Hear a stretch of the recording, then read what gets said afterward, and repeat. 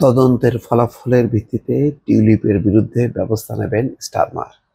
দর্শক, টিউলিপ সম্পর্কে কিছুক্ষণ পরপরই গণমাধ্যমে খবর এসছে। ব্রিটিশ সংবাদ মাধ্যমের এখন মনোযোগের কেন্দ্রবিন্দু টিউলিপ সিদ্দিক এবং লেবার পার্টির প্রধানমন্ত্রী কেয়ার স্টারমার। তারা কি করছেন, কি বলছেন, এই দুর্নীতির গভীরতা কতটুকু, এই বিষয় নিয়ে ব্রিটিশ গণমাধ্যমগুলো একেবারে তোলপাড় করছে, প্রতিনিয়ত রিপোর্ট করছে। সর্বশেষ রিপোর্টের যে খবর এসেছে তাতে বলা হচ্ছে, যুক্তরাজ্যের ক্যাবিনেট মন্ত্রী পিটার কাইল বলেছেন, স্বাধীন তদন্তের ফলাফল যাই হোক না কেন, তার ভিত্তিতে টিউলিপ সিদ্দিকের বিরুদ্ধে ব্যবস্থা নেবেন দেশটির প্রধানমন্ত্রী কেয়ার স্টারমার। আর কনজারভেটিভ নেতা কেমি বার্ডেন্স প্রধানমন্ত্রী স্টারমারের বিরুদ্ধে অভিযোগ জানিয়ে বলেছেন, তিনি তার ব্যক্তিগত বন্ধুকে দুর্নীতি বিরোধী মন্ত্রী হিসেবে নিয়োগ দিয়েছেন, যেখানে সিদ্দিক নিজেই দুর্নীতির অভিযোগে অভিযুক্ত। ক্যাবিনেট মন্ত্রী পিটার কাইল বলেন, সিদ্দিক সংসদীয় তদারকি সংস্থার কাছে নিজের বিরুদ্ধে ওঠা অভিযোগ তদন্তের আহ্বান জানিয়ে ঠিক কাজ করেছেন।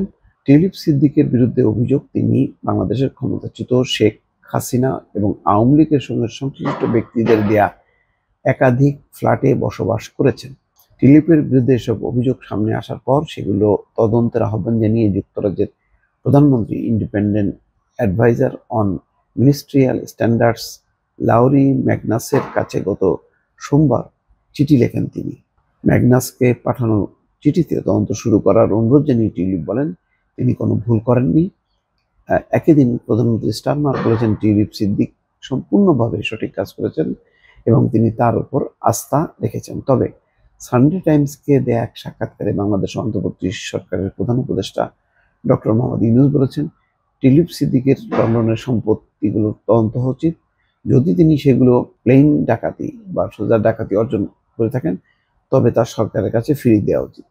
টিউলিপ সিদ্দিককে ক্ষমা চাইতে এবং পদত্যাগ করার আহ্বান জানিয়ে ডক্টর ইউনূস বলেছেন, তিনি নিজে দুর্নীতি বিরোধী মন্ত্রী হয়ে নিজেকে রক্ষা করছেন। হয়তো আপনারা তখন বুঝতে পারেননি, কিন্তু এখন বুঝতে পারছেন। কনজারভেটিভ নেতা কেমি বার্নেস টিউলিপ সিদ্দিককে পদচ্যুত করার আহ্বান জানিয়ে সামাজিক যোগাযোগ মাধ্যমে লেখেন, কেয়ার স্টারমারের টিউলিপ সিদ্দিককে পদচ্যুত করার সময় এটা।